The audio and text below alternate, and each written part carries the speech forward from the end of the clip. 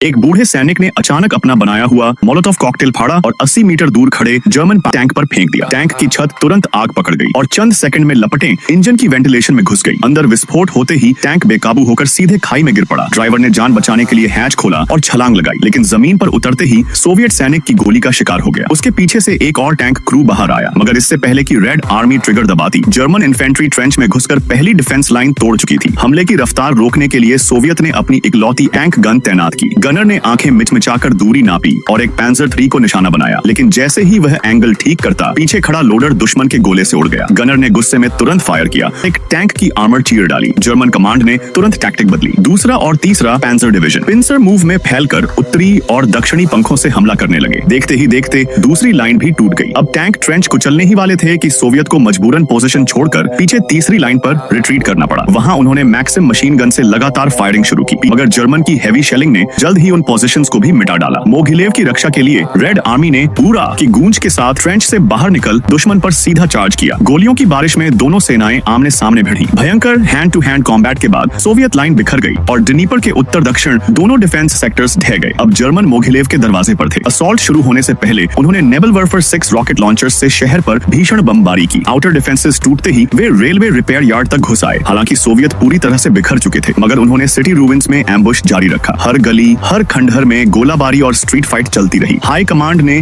पीछे हटना मना है का आदेश दे रखा था, इसलिए सैनिक जानते हुए भी कि मौत पक्की है, सिटी में आखिरी दम तक जमे रहे। 7 दिन की खूनखारी थी। राबे के बाद जर्मन ने कमांड हेडक्वार्टर्स पर कब्जा कर लिया और मोगिलेव ढह गया। लेकिन इन 7 दिनों में 6 लाख रेड आर्मी सोल्जर्स ने अपनी जान देकर वेयरमाख्ट को बांधे रखा। यही डिले नीपर की डिफेंस लाइन का सबसे बड़ा योगदान बना, जिससे ज़ुकॉव को मॉस्को की दहलीज पर लाखों सैनिक इकट्ठा करने का समय मिल सका और वही आगे जाकर जर्मनी की हार की बुनियाद साबित हुआ।